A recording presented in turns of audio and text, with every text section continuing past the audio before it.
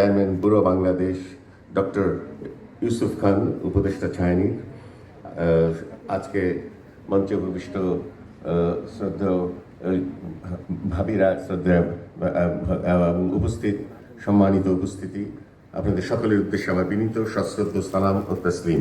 আমি বেশি কথা বাড়াবো না, আপনারা অনেক বক্তব্য শুনেছেন।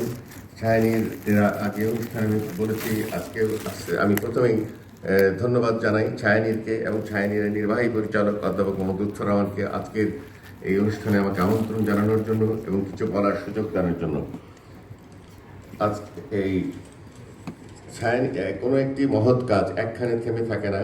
তারা যখন প্রথমে শুদ্ধ বাংলা, শুদ্ধ বানান উচ্চারণ কার্যক্রম শুরু করলো, তারপরে এই বইয়ের কার্যক্রম এবং মুক্ত পাঠাগারটা একটির পর একটি এগিয়ে যাচ্ছে এবং ছায়ানীর এই পথ চালায় আমাদের সকলেরই সহানুভূতি থাকবে। কিন্তু কিছু কিছু কাজ দেখেন, আমি কোনো অনুষ্ঠানের শুরুতেই অধ্যাপক লুৎফর রহমান বলছিলেন যে কেউ কেউ সমালোচনা করে, আমি সমালোচনা